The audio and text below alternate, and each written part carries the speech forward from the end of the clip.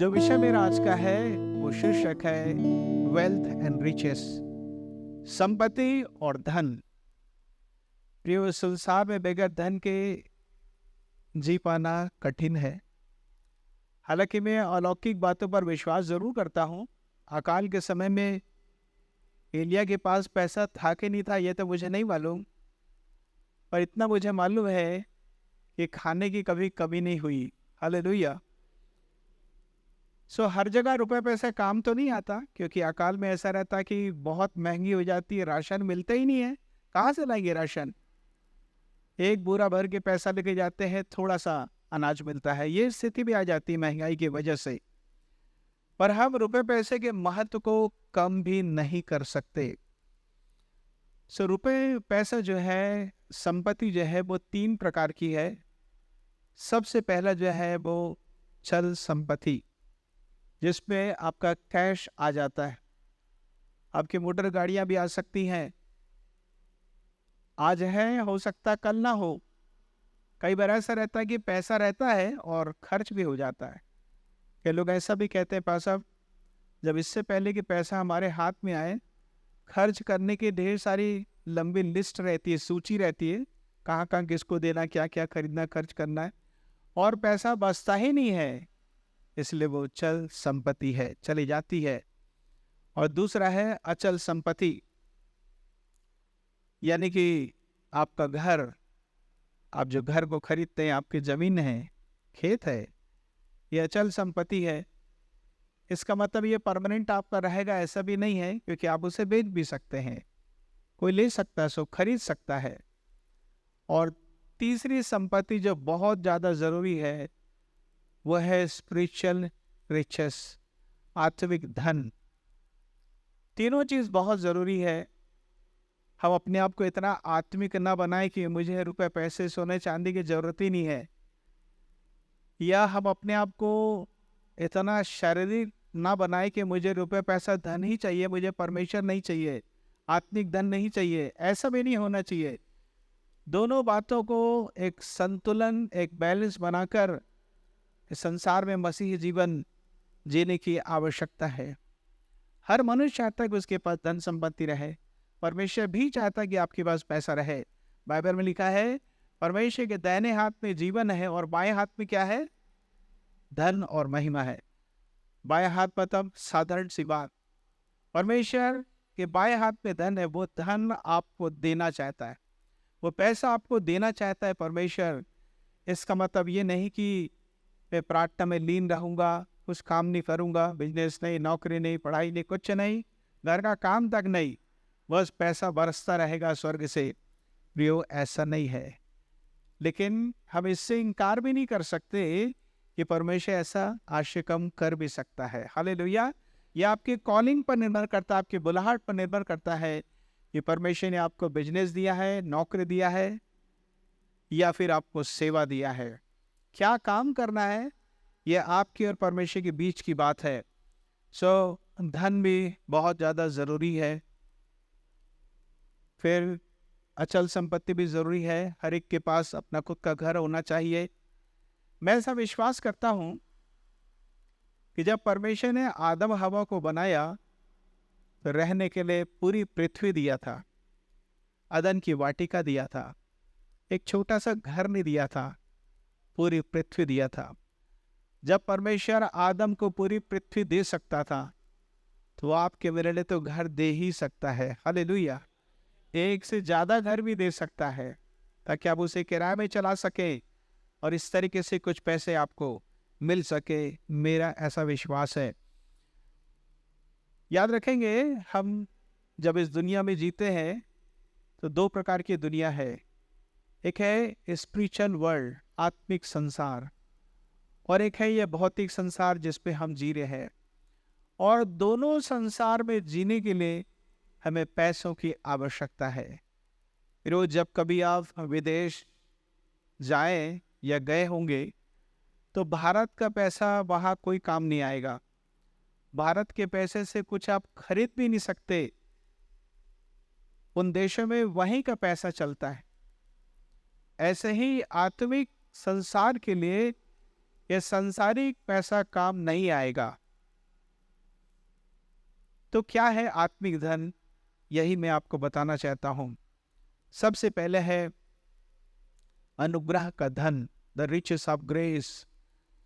Bible में लिखा है व्यवस्था तो मूसा के द्वारा आई, लेकिन अनुग्रह और सच्चाई प्रभु यीशु के द्वारा आया। सो अनुग्रह परमेश्वर के द्वारा आया।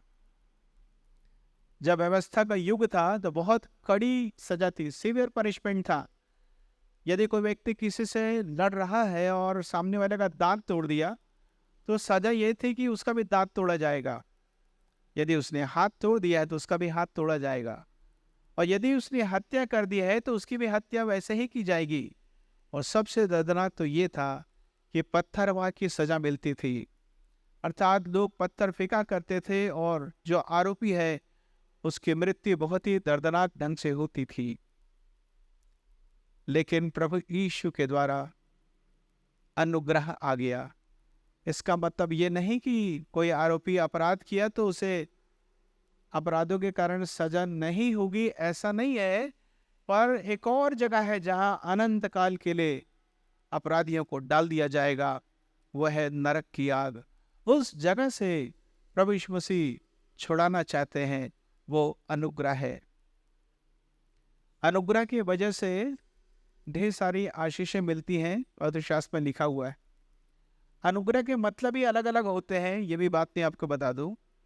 पुराने ज़माने में ऐसा होता था, जब लोग एक ऐसे स्थान में जाते थे जहाँ जैसे जंगल है, वाटरफॉल है, जलप्रपात है, और पेड़ पौधे हवा के कारण हिल रहे हैं, बहुत सुंदर लग रहा है, हवा चल रही है और पक्षियों के आवाज़ आ रही है, पक्षी उड़ रहे हैं, तो लोग ये नहीं कहते थे अनुग्रह, बल्कि कहते थे सुंदर। अनुग्रह के बदले क्या कहते थे? सुंदर। प्रियो, अनुग्रह यानी कि क्या होता है? सुंदर। आज मनुष्य केवल बाहर से सुंदर दिखना चाहता है। वैसे जो ब्यूटी पार्लर का काम करते हैं, अच्छा काम करते हैं, क्योंकि प्रभु की सृष्टि को तैयार कर रहे हैं, अच्छी बात है। हम पास्टर प्रचारक इनर मैन को तैयार करते हैं, हालेलुया। उनसे भी ज़्यादा अच्छा काम करते हैं हम लोग, अनंत काल के लिए तैयार करते हैं। प्रभु यीशु मसीह के सामने खड़े रहने के लिए हम तैयार करते हैं। हालांकि हमारी सेवकाई बगैर पवित्र आत्मा के कुछ भी नहीं है। पवित्र आत्मा की हमें सहायता की आवश्यकता पड़ती है, वचन की आवश्यकता पड़ती है, अनुग्रह की आवश्यकता पड़ती है। सो अनुग्रह मतलब सुंदर। अनुग्रह का एक और मतलब होता है, जब बच्चे फेल होते रहते हैं 5 नंबर की वजह से, तो टीचर्स ग्रेस मार्क देते हैं, अर्थात उनका फेलियर्स अब सक्सेस में बदल गया, 1 साल की बर्बादी होने से बच गई और अब उसे अनुग्रह मिल गया, वो पास हो गया। ऐसे ही हम तो जीवन के कई क्षेत्र में फेल हो जाते हैं, पर परमेश्वर अनुग्रह करता है और हमारी असफलताओं को सफलता में बदल देता है। प्रियो, जब उस स्त्री को उस समय के धार्मिक अगुवे लेकर आए और उन्होंने प्रभु यीशु मसीह की परीक्षा करने के लिए पूछा कि मूसा के व्यवस्था के अनुसार इसको तो पत्थरवा की सजा दी जानी चाहिए, आप क्या कहते हैं? तो जमीन में बैठ के प्रभु यीशु मसीह कुछ लिखने लगे। प्रभु यीशु मसीह ने यह भी कहा, ठीक है पत्थर तो मारो, परंतु वही पहला पत्थर मारे जिसने कभी पाप ना किया हो। प्रभु यीशु मसीह जमीन में बैठ के क्या लिख रहे थे नहीं मालूम। और मैंने एक फिल्म में देखा था, सम्भवतः वो फिल्म किंग ऑफ किंग्स थी, जो मैंने देहरादून में देखा था 1980-81 में। और जैसे एक व्यक्ति ने झाँक के देखा यीशु मसीह क्या लिख रहे हैं, प्रभु यीशु मसीह ने चोर लिखा। वो आदमी चोर था। जो भी झाँक के देखता था उसके पाप को प्रभु यीशु मसीह लिख देते थे। ये बाइबल में लिखा नहीं है, सम्भवतः वो कल्पना होगी या क्या है मुझे नहीं मालूम, पर मैं ये कहना चाहता हूँ, यूहन्ना 8:9 में लिखा है, being convicted by their own conscience they went one by one। Hindi में लिखा है they went one by one, एक एक करके चले गए। परंतु वो जो लाइन है, जैसे उनके विवेक ने उन्हें कायल किया, एक एक करके वो निकल कर चले गए। अर्थात उनके विवेक ने कायल किया कि तू तो वास्तव में अपराधी, ये पाप किया है, तो कैसे मारेगा इसको? और कोई पत्थर नहीं मारा, सब के सब चले गए। प्रभु यीशु मसीह ने कहा, जा मैं तुझे सजा नहीं देता हूं, मैं भी सजा तुझे नहीं देता हूं। वो एक ग्रेस था, वो अनुग्रह था। चाहिए तो था कि हम सब अपने पापों की वजह से क्रूस पर चढ़ाए जाते, लेकिन उसी सजा को प्रभु यीशु मसीह ने अपने ऊपर ले लिया। ये एक अनुग्रह था। हम जीवन के हर क्षेत्र में प्रभु के अनुग्रह को देखते हैं। पढ़ेंगे इफिशियंस 1:7। इफिसियों की पत्री उसका पहला अध्याय उसका 7वां पद। हमको उसमें उसके लहू के द्वारा छुटकारा अर्थात अपराधों की क्षमा उसके उस अनुग्रह के धन के अनुसार मिला। अनुग्रह के धन के अनुसार हमें मिला है पापों की क्षमा। परमेश्वर हमारे पापों को क्षमा करना चाहते हैं। फिर जब मनुष्य के पाप क्षमा नहीं होते, वो छटपटाता है, उसके पास गिल्टी कॉन्शियंस रहता है, दोषी विवेक रहता है, कहाँ जाए क्या करे उसको कुछ समझ में नहीं आता है। वो अपने शरीर को कष्ट देना चाहता है, तपस्या करना चाहता है, ईश्वर की खोज में रहता है कि कैसे भी करके उसके पाप जो है वो क्षमा हो जाए। लेकिन लिखा है अनुग्रह का धन। अनुग्रह का धन सबसे पहला यहाँ लिखा है हमारे पापों की क्षमा हो जाती है। इस धन को आपको प्राप्त करना है। दूसरा अध्याय उसका 7 वचन पढ़ेंगे, इफिसियों 2:7। कि वह अपनी उस कृपा से जो मसीह यीशु में हम पर है आने वाले समयों में अपने अनुग्रह का असीम धन दिखाए। आने वाले समयों में हमें अनुग्रह का असीम धन दे हमको। यानी कि जीवन के हर क्षेत्र में हमें क्या चाहिए? अनुग्रह ही चाहिए। प्रियो, क्या आपने इस बात की कल्पना किया, जब हम रात में सोते हैं अपनी आंखों को बंद करते हैं और जब कभी भी हमारी नींद खुलती है हम अपनी आंखों को खोलते हैं और समझ जाते हैं कि मैं अभी इसी दुनिया में हूँ, मैं जीवित हूँ। ये भी अनुग्रह है। वरना कितने लोग सोए और सोते ही रह गए, वो कभी उठ नहीं पाए। मेरी जो छोटी नानी थी, मतलब मेरी नानी की देवरानी, वो टीचर थी, रिटायर होके बहुत साल हो गया था। अपनी बेटी के साथ अर्थात मेरे मौसी के साथ वो सोई थी और सोते ही सोते वो संसार से चली गई। मेरी मौसी को सुबह पता चला कि माँ जो है वो तो खत्म हो गई है। ऐसे नहीं कि जो खत्म हो गए वो अच्छे नहीं थे और आज हम लोग अच्छे हैं क्योंकि हम जीवित हैं। मेरे कहने का मतलब ये नहीं, मेरे कहने का मतलब ये कि हम पर अनुग्रह हुआ कि आज हम जीवित हैं, स्वस्थ हैं, चलते हैं फिरते, अपना काम कर सकते हैं, परमेश्वर का काम कर सकते हैं। तो प्रियो, मैं कहना चाहता हूँ कि परमेश्वर का अनुग्रह हमें जीवन के हर क्षेत्र में चाहिए। सो जो अनुग्रह है ये भी धन है, लेकिन कई बार लोग अनुग्रह को तुच्छ जानते हैं। इब्रानी 10:29 में लिखा है, तो सोच लो वो और कितने भारी दंड के योग्य ठहरेगा जिसने अनुग्रह की आत्मा का अपमान किया। जब पवित्र आत्मा आपको कन्विंस करता, कायल करता कि आपको अपना जीवन प्रभु के हाथ में समर्पित कर देना है, और फिर भी आप अपने मन के मार्ग में चल रहे हैं, अपनी रीति अनुसार जीवन बिता रहे हैं, आपने अनुग्रह की आत्मा का अपमान किया। वैसे तो परमेश्वर सहनशील है, लेकिन उसकी भी एक सीमा है, एक टाइम है। परमेश्वर देता है पश्चाताप करने के लिए, अनुग्रह करता है। यदि नहीं तो फिर आप खतरे में हैं, क्योंकि आपने अनुग्रह की आत्मा का अपमान किया है। सो मैंने आपको बताया सबसे पहला धन अनुग्रह का धन है। इसलिए बाइबल में लिखा है कि आओ हम अनुग्रह के सिंहासन के नजदीक चलें हियाव बांधकर, ताकि हम पर दया हो और वह अनुग्रह पाए जो आवश्यकता के समय हमारी सहायता करे। जैसे एडवांस चेक हम देते हैं जब गाड़ी को फाइनेंस कराते हैं, घर फाइनेंस कराते हैं, ऐसे एडवांस पे परमेश्वर आपको अनुग्रह दे सकता है। वो अनुग्रह आपको पहले से ही दे देना चाहता है परमेश्वर, कि आप उसे लेने के लिए तैयार हैं। जब प्रभु यीशु मसीह का आगमन होगा, जब वो आएंगे और अपनी कलीसिया को लेकर यहाँ से चले जाएंगे, उस समय के लिए भी हमें अनुग्रह मिलेगा। अनुग्रह ही के द्वारा तुम्हारा उद्धार हुआ, बाइबल में लिखा है। उस समय भी हमें अनुग्रह मिलेगा। सो अभी से आप प्रार्थना करें, प्रभु उस समय भी मुझे अनुग्रह मिलने पाए। दूसरा धन विश्वास का धन है। पढ़ेंगे याकूब की पत्री उसका दूसरा अध्याय उसका 5वां पद, जेम्स 2:5। बगैर विश्वास के परमेश्वर को प्रसन्न करना अनहोना है, यदि कोई परमेश्वर के पास आता है तो ये विश्वास करके आए कि वह है और वह अपने खोजने वालों को क्या करता है, प्रतिफल देता है। याकूब 2 अध्याय उसका 5 पद। हे मेरे प्रिय भाइयों सुनो, क्या परमेश्वर ने इस जगत के कंगालों को नहीं चुना कि विश्वास में धनी और उस राज्य के अधिकारी हों जिसकी प्रतिज्ञा उसने उनसे की है। जी हाँ, विश्वास में धनी हो। किस में धनी हो? विश्वास में धनी हो। एक तरीके से विश्वास चेक के समान है, डिमांड ड्राफ्ट के समान है, एटीएम कार्ड के समान है। जब आप परमेश्वर के काउंटर में जाते हैं, परमेश्वर के पास ढेर सारा है आपके मेरे लिए। जैसा आप डिमांड करते हैं विश्वास के द्वारा, परमेश्वर आपको दे देता है। हालेलुया। यदि आपने फॉर्म भरा ही नहीं है, आपके पास एटीएम कार्ड भी नहीं है, डीडी भी नहीं बनवाए, तो मिलेगा कैसे? मौखिक रूप से मिलेगा, दे देना। विश्वास करना है। क्या करना है? विश्वास से मांगेंगे तो मिलेगा, बाइबल में लिखा है। और जो मन में संदेह करता है वो समुद्र के लहरों के समान है और उसे कभी कुछ नहीं मिलता। विश्वास का अलग अलग स्तर है, अलग अलग बातों के लिए विश्वास है। सबसे पहले विश्वास परमेश्वर के अस्तित्व पर, कि परमेश्वर है, कि परमेश्वर है।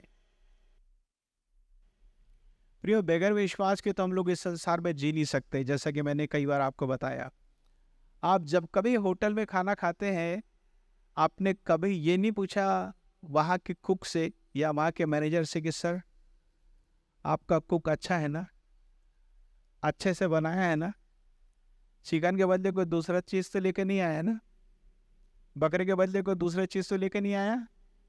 आप कभी पूछते हैं? कभी नहीं पूछते। जब आप बस में बैठते हैं तो आपने कभी ड्राइवर से पूछा भैया तो है ना ड्राइविंग लाइसेंस, अच्छे से जानता ना, घाटी चढ़ाना है उतारना भी है, कुशल ड्राइवर है? तो आपने कभी नहीं पूछा। आप जब ट्रेन में बैठते हैं, कभी आपने ड्राइवर से पूछा कि देखो भाई मैं दिल्ली जा रहा हूँ, मैं तो सो जाऊँगा, आप अच्छे से पहुँचाओगे ना? कभी आपने पूछा? यदि कभी आपने पूछा होगा तो वो बोलेंगे कि अरे ऐसा लगता है ये तो गया, मानसिक रूप से बीमार हो गया ये लगता है। आप विश्वास करते हैं, आप कभी पूछते ही नहीं। जब आप इंजेक्शन लगवाते हैं, दवाई लेते हैं, तो क्या आप विश्वास करके नहीं लेते हैं? आप विश्वास करके लेते हैं। यानी कि हर चीज़ों पर विश्वास चाहिए। जब हम इंसान पर विश्वास करके इतना साल तो जी लिए, तो क्यों ना हम परमेश्वर पर विश्वास करके आगे का जीवन जिए। हालेलुया। परमेश्वर का अस्तित्व तो है ही। परमेश्वर के वचनों पर विश्वास करें, परमेश्वर के सामर्थ्य पर विश्वास करें, परमेश्वर की हर बातों पर विश्वास करें कि वो हमसे बोलता है, बात करता है, उसके सिद्धांतों पर, वचनों पर विश्वास करें। प्रभु के लोगों पर विश्वास करें कि जो वचन वो आपको बता रहे हैं उसकी ओर से बता रहे हैं। जो प्रोफेसी हो रही है, जिसके लिए परमेश्वर ने आपसे पहले से बातचीत किया, वो कंफर्म हो जाता है। भविष्यवाणी पर भी हम विश्वास करें। बहुत सारी बात है। विश्वास के द्वारा हम बहुत सारी बातों को प्राप्त करते हैं। विश्वास के द्वारा उद्धार तो मिलता ही है, वो तो एकदम यानी कि स्टार्टिंग पॉइंट है मसीह जीवन का। आगे बहुत बढ़ना है। पवित्र आत्मा की जो 9 वरदान है, एक वरदान है विश्वास के द्वारा बड़े बड़े काम करना। वो पहला विश्वास नहीं है उद्धार के लिए हमने जो विश्वास प्राप्त किया, ये विश्वास पवित्र आत्मा आपको देगा। प्रभु यीशु मसीह जब सेवा किए तो पवित्र आत्मा के वरदान काम कर रहे थे। एक था विश्वास के द्वारा बड़े बड़े काम करना। जब प्रभु यीशु मसीह के साथ वो भीड़ थी और बहुत भूख लग रही थी लोगों को, प्रभु यीशु मसीह जानते थे कि यदि मैं ऐसे ही विदा कर दूं तो मार्ग में थक कर रह जाएंगे। तो प्रभु ने कहा चेलों से तुम ही खाना दो। एक तरीके से चेलों का वो मौखिक परीक्षा ले रहे थे कि वो देखें अब क्या बोलते हैं ये लोग। खैर, अंद्रियास एक बालक से 5 रोटी 2 मछली लेकर आया। प्रभु यीशु मसीह ने चेलों से कहा भीड़ को पांति पांति क्या करो, लाइन में बैठा दो। जब आपके घर में आप मान लीजिए 10 लोग हैं और 20 लोग और आ गए, तो क्या बोलेंगे चलिए भाई हाथ धोइए खाना खाने के लिए बैठेंगे? आप ऐसा बोल सकते हैं? बोल सकते हैं? ऐसा आप नहीं बोल सकते जब तक ये पवित्र आत्मा का वरदान काम न करे। प्रभु यीशु मसीह ने कहा ठीक है सबको बैठा दो। प्रभु यीशु को मालूम था कि मैं क्या करने जा रहा हूँ। हालेलुया। सो यह है विश्वास का वरदान जो पवित्र आत्मा आपको देगा। ये आपका विश्वास नहीं है, ये पवित्र आत्मा के द्वारा दिया गया विश्वास है। सो उसी विश्वास में हमें धनी होने की आवश्यकता है। लिखा है कि धर्मी विश्वास के द्वारा क्या रहेगा? जीवित रहेगा। प्रियो, हमारे पास जो गाड़ियां हैं 2 व्हीलर 4 व्हीलर, उसकी लाइट यहाँ से 2 किलोमीटर दूर तक नहीं जाती, कुछ मीटर तक जाती है। लेकिन आपको जहाँ भी जाना है, जहाँ तक रोड है आप वहाँ तक जा सकते हैं। ऐसा ही विश्वास के द्वारा आगे बढ़ना है। प्रभु ने यहाँ तक मेरी सहायता किया है, आगे सहायता करता रहेगा, वो मेरे आगे आगे है। हालेलुया। यह विश्वास करने की आवश्यकता है आपको।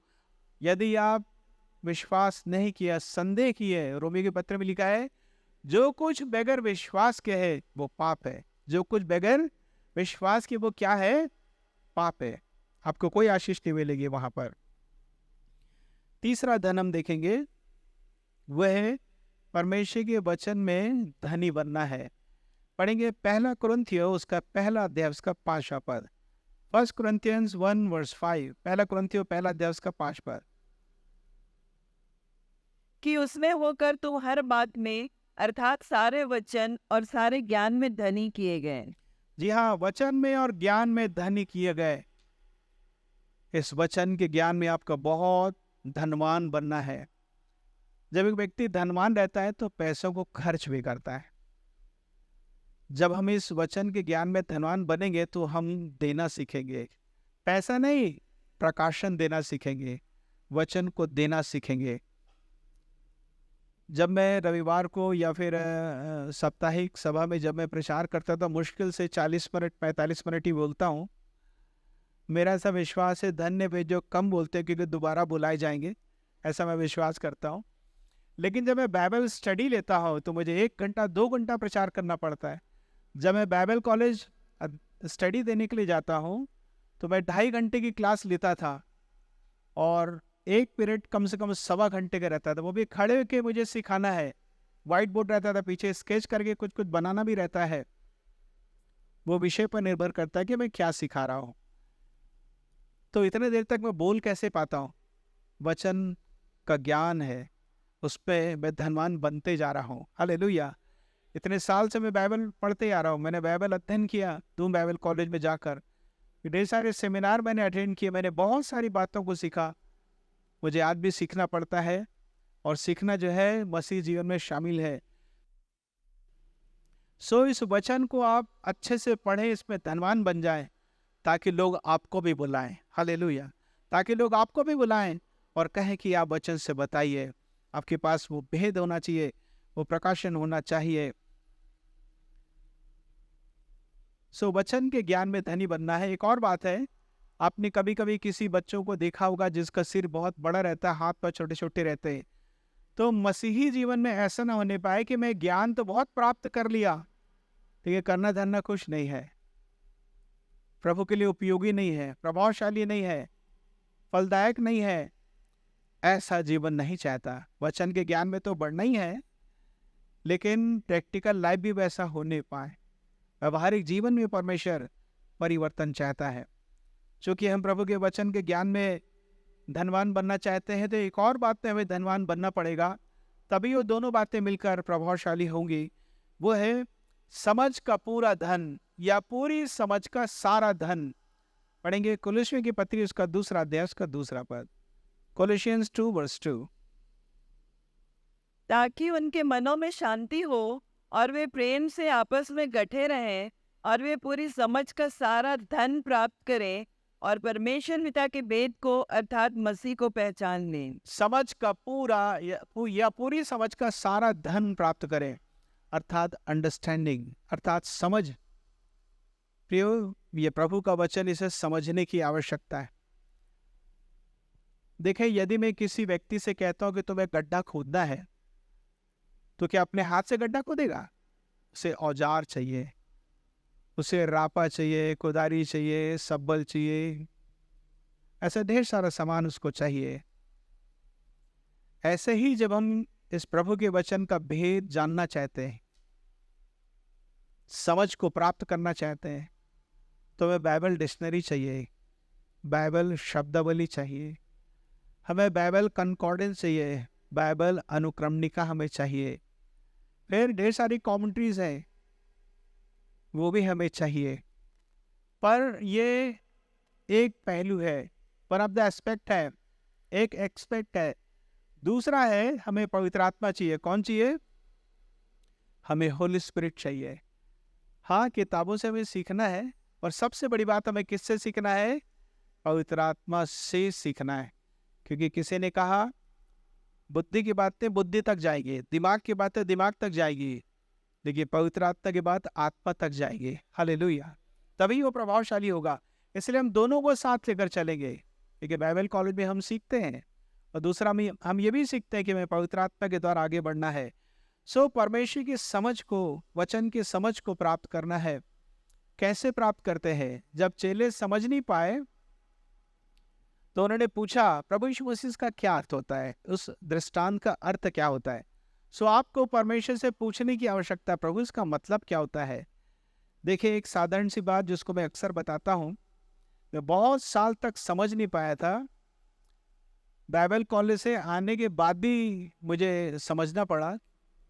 वचन में लिखा है, प्रभु यीशु मसीह ने कहा, जब तू भेंट देता है, दान चढ़ाता है, दान देता है, वास्तव में भेंट देता है, तो अपने आगे तुरही को फुकवा मत कि मैं 1 लाख दे रहा हूँ, 5 लाख दे रहा हूँ, 10 लाख दे रहा हूँ, 50,000 दे रहा हूँ।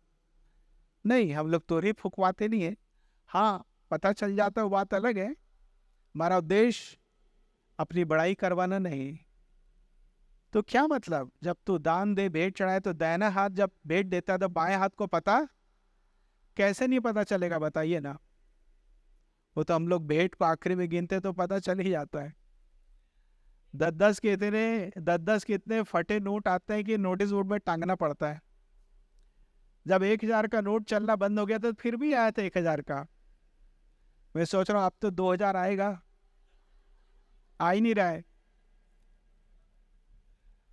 क्या मतलब होता? मैंने कहा, हे प्रभु, इसका मतलब क्या होता है?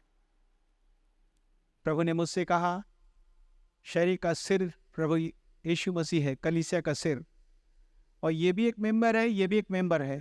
राइट हैंड धनी आदमी, बड़ा आदमी, जब वो भेंट चढ़ाता है तो दूसरे मेंबर को पता ना चलने पाए। हम लोग जब भेंट देते हैं तो आपने देखा कि आप मुट्ठी बंद करके देते हैं। क्यों ऐसा करते हैं? ताकि दूसरे को पता ना चले, चाहे वो कम पैसा है या ज़्यादा पैसा है, पर लोगों को पता नहीं चलना चाहिए। तो प्रियो, हम जब भेंट चढ़ाते हैं, हालांकि पता चल ही जाता लोगों को, पर हमारा उद्देश्य ये नहीं कि लोगों को पता चले और लोग हमारी क्या करें, बड़ाई करें। ये हमारा उद्देश्य नहीं रहता है। ये बात मैंने सीखा। ऐसे ही प्रभु के वचन को समझने की आवश्यकता है। बाइबल के वचनों में इतने ढेर सारे भेद हैं। देखिए, एक बार मैं जक्कई के विषय में एक आर्टिकल पढ़ रहा था। मेरे ख्याल से वो बेंगलोर से प्रकाशित हुई थी वो पत्रिका, उसका नाम भी भूल रहा हूँ, मिडनाइट कॉल या ऐसा कुछ नाम था उस पत्रिका का।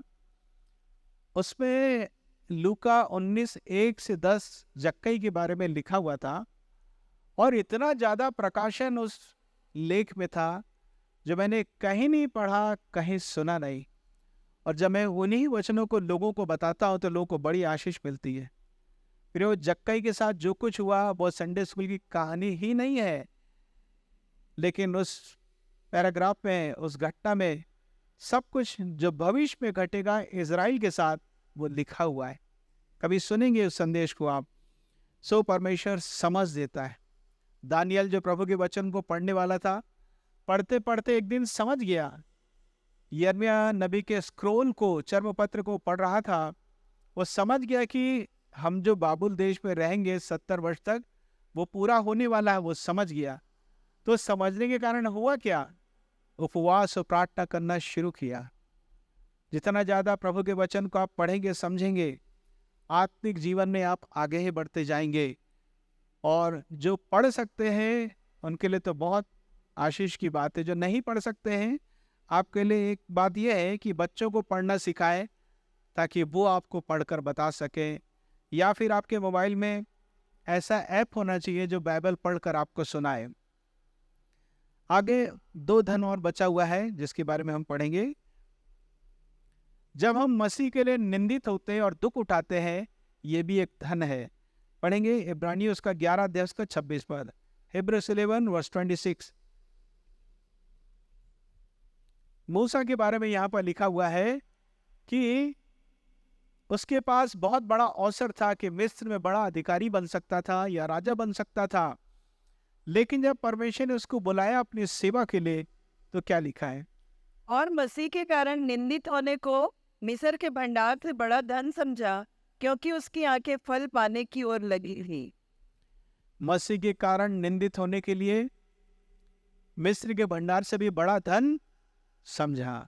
जब आप मसीह के लिए दुख उठाते हैं, अपने विश्वास के कारण दुख तकलीफ तनाव को झेलते हैं, लोगों के तानों को सह लेते हैं, मारपीट को सह लेते हैं, नामधराई को सह लेते हैं, ये सबसे बड़ा धन है। हालेलुया। जब चेलों के साथ बेइज्जती हुई, जब मारा पीटा गया, तो बहुत खुश हुए और वो लोग बोले कि हम मसीह के कारण तो निंदित हुए, दुख तो उठाए हम लोग, इस योग्य हम लोग ठहरे। इसलिए बाइबल में लिखा है, जब प्रभु यीशु मसीह के कारण तुमको सताया जाए, मारा पीटा जाए, तो उस दिन उछलना और कूदना, क्योंकि स्वर्ग में तुम्हारे लिए क्या है? इनाम है, प्रतिफल है वहां पर। प्रिय, मैं कहना चाहता हूँ, हर प्रकार का दुख उठाने के लिए आप तैयार रहें। हो सकता है घर से आपको निकाल दिया जाए, पैतृक संपत्ति से वंचित कर दिया जाए, कुछ भी घटना आपके साथ हो सकती है, पर मैं आपसे कहना चाहता हूँ, सब प्रकार का दुख उठाने के लिए आप तैयार रहे, क्योंकि मसीह तो है हमारे साथ। हालेलुया। इस संसार का बनाने वाला परमेश्वर हमारे साथ है, वही काफी है, यीशु ही काफी है हमारे लिए। एक और धन है, उदारता का धन। उधार का धन नहीं बोला मैं, उधार का धन नहीं, उदारता का धन। पढ़ेंगे 2 कुरिन्थियों उसका 8वां अध्याय का 2 पद। 2 कुरिन्थियों उसका 8वां अध्याय का 2 पद। कि क्लेश की बड़ी परीक्षा में उनके बड़े आनंद और भारी कंगालपन के बढ़ जाने से उनकी उदारता बहुत बढ़ गई। मकिदुनिया के कलीसिया के बारे में लिखा हुआ है, पौलुस कहता है इस पत्र को लिखते समय कि उनके भारी कंगालपन के बढ़ जाने के बावजूद भी उनकी उदारता क्या हो गई? बढ़ गई। प्रियो, ऐसा नहीं लिखा है कि जी कि दिवाली के समय जो मिला था, बोनस मिला था, एरियस मिला था, तो उनकी उदारता बढ़ गई। जब बहुत पैसा रहता है या ज़्यादा पैसा रहता है तो आराम से हम लोग दे सकते हैं। जब आप तकलीफ में हैं और आपके पास पैसे हैं ही नहीं, आप कैसे निकालेंगे? उदारता कैसे बढ़ेगी? फिर संभल के चलना पड़ता है, कम कम पैसा खर्च करना पड़ता है। लेकिन मकिदुनिया की कलीसिया ऐसी नहीं थी, उदारता बढ़ गई थी। याद रखेंगे, प्रभु यीशु मसीह ने कहा, दो तो तुम्हें भी, लेने से देना धन्य है, शेयर करना है, बांटना सीखना है। कम पैसे से बांटना सीखें। मैं कहना चाहता हूँ, जब आप बांटेंगे आपको वो खुशी मिलेगी, वो शांति मिलेगी जो और किसी काम से आपको मिले नहीं। आपको बहुत अच्छा लगेगा, आप परमेश्वर के कामों में आप शामिल हो जाएंगे। ये भी एक धन है। उदारता भी क्या है? एक धन है, और परमेश्वर आपको बड़ी आशीष देंगे। आइए खड़े होकर हम प्रार्थना करेंगे। खड़े होकर हम प्रार्थना करेंगे। परमेश्वर चाहता कि आपके पास सांसारिक धन भी हो, लेकिन परमेश्वर ये भी चाहता कि आपके पास आत्मिक धन भी हो। अनुग्रह का धन परमेश्वर आपको देना चाहता है। अनुग्रह सब तरफ है परमेश्वर का, हर बातों में अनुग्रह है। हम जहाँ कहीं जाते वहाँ ऑक्सीजन है, वहाँ हवा है, आसानी से हम श्वास लेते हैं। परमेश्वर के अनुग्रह को ले लीजिए, उसके अनुग्रह से ही आज हम जीवित हैं। लेकिन उद्धार प्राप्त करने के लिए अनुग्रह चाहिए, अर्थात हम उस योग्य तो नहीं हैं, परंतु परमेश्वर हमारे पक्ष में है और हमको वो दे देता है। ये परमेश्वर का अनुग्रह है। हमें मिलना तो नहीं चाहिए हमारे कामों के अनुसार, पर चूंकि परमेश्वर इतना दयालु है, अनुग्रहकारी है, वो आपके मेरे लिए प्रबंध करके रखा है और उसके ऊपर विश्वास करके हम ले लेते हैं। अनुग्रह का धन, सारी बातों के लिए अनुग्रह चाहिए। विश्वास में धनी बनना है। बगैर विश्वास के इस संसार में आप जीवित नहीं रह सकते। जी हाँ, आपको विश्वास करना ही पड़ेगा। जब हम परमेश्वर पर विश्वास करते हैं, परमेश्वर की बातों को प्राप्त करते हैं, परमेश्वर से संबंधित सारी आशीषों को प्राप्त करते हैं। आप बढ़ेंगे, हर क्षेत्र में आप प्रबल होते जाएंगे। कहे प्रभु मुझे विश्वास में धनी बनाइए। कैसे मिलेगा विश्वास? सो विश्वास सुनने से, और सुनना मसीह के वचन से है। यूनानी भाषा की बाइबल में लिखा है, सो विश्वास सुनने से और सुनना मसीह के बोले गए वचनों के द्वारा होगा। वचन पढ़ने भर से नहीं, वही वचन जब आपसे बात करता है उसके द्वारा आपके मन के अंदर विश्वास उत्पन्न होता है। विश्वास में धनी बनना है, परमेश्वर के वचन के ज्ञान में धनी बनना है। खूब पढ़िए बाइबल और बोलिए प्रभु तुम मुझसे बात कर। जितना ज्यादा वचन के ज्ञान में आगे बढ़ेंगे, आपकी उपयोगिता बढ़ती जाएगी। हालांकि कुछ लोग ऐसे जो अनपढ़ हैं, लेकिन फिर भी परमेश्वर बहुत अद्भुत ढंग से उनको इस्तेमाल करता है। लेकिन जब प्रभु ने हमें बुद्धि दिया, ज्ञान दिया, हम पढ़ सके, तो क्यों ना इसका फायदा उठाएं। और प्रभु के वचन में आदेश है, यहोवा की पुस्तक से ढूंढ कर पढ़ो। जो भविष्यवाणी के वचन पढ़ता है वो आशीषित है। सो ऐसे वचन जब लिखे हैं तो हमें पढ़ना ही है। जब हम वचन पढ़ते, समझ का सारा धन हम प्राप्त करें, प्रभु के वचन को भली भांति समझने पाएं। फिर उदारता का धन, खुले हृदय से हम लोगों को देना सीख सके। जब कभी आपको लगता है कि इसको सहायता की आवश्यकता है, बहुत बुद्धिमानी से आप सहायता उसको दें। प्रियो, जबकि लोग हमें गलत भी समझ सकते हैं, कि बहुत बुद्धिमानी से आप सहायता करें लोगों की। हमारा उद्देश्य कोई गलत नहीं है, हमारा उद्देश्य उदारता का जीवन होना चाहिए। आइए हम प्रार्थना करें कि परमेश्वर हमें यह धन हमको दे। जितना धन होगा उस धन को हम इस्तेमाल कर सकते हैं, खर्च कर सकते हैं। आत्मिक धन परमेश्वर आपको देना चाहता है। हालेलुया। अपने लिए प्रार्थना करें, अपने परिवार के लिए प्रार्थना करें कि प्रभु मुझ पर दया कर कि ये आत्मिक धन मुझको मिल सके। पिता परमेश्वर, हम आपको धन्यवाद देते हैं इन वचनों के लिए जो पवित्र शास्त्र से लिया गया। हमें से हर एक पर दया कीजिए कि सांसारिक धन भी हमको मिल सके, अर्थात हमारे बिजनेस पर, नौकरी पर, सेवकाई पर अपने आशीषों का हाथ रखिए। पर हमें आत्मिक धन भी चाहिए, हम संतुलित रूप से एक अच्छा जीवन बिताने वाले हो सके। अनुग्रह कीजिए कि प्रत्येक दिन आपके साथ ईमानदार हो सके। वचन का ज्ञान का धन हमें दीजिए, वचन पढ़ सके, समझ का पूरा धन हमें मिल सके। प्रार्थना करते हैं कि विश्वास में धनी हो सके, प्रत्येक दिन हम आपके आवाज को सुन सके, आपके कहे गए वचनों पर हम विश्वास करके विश्वास में धनी हो सके, आज्ञाकारी रह सके। हम पर दया कीजिए। प्रार्थना करते हैं पिता परमेश्वर कि हम उदारता के धन को प्राप्त कर सके, आपके लिए निंदित होने के लिए, दुख उठाने के लिए हम तैयार रह सकें। हम केवल कंफर्ट जोन में ना रहें, लेकिन बाहर निकल सके, हर प्रकार के दुखों का सामना करने के लिए तैयार रह सके। इस कलीसिया पर बैठे के लोगों पर दया कीजिए, जो ऑनलाइन जुड़े हुए हैं उन सब पर दया कीजिए। हर एक से बातचीत कीजिए, हर एक की आवश्यकताओं को भली भांति आप जानते हैं। हर एक प्रकार के अंधकार की ताकत जो सांसारिक तरीके से, आत्मिक रीति से धनी होने में रोकती है, गरीबी का श्राप यीशु के नाम से नाश करता और दूर करता हो। यीशु आपके लहू को सबके पर छिड़क देता हो, भरपूरी का जीवन ले लेता हो। धन्यवाद देते, आपकी महिमा करते अब तक की आपकी सारी सहायता के लिए। प्रभु यीशु के नाम से मांगता हूँ, सुनो ग्रहण।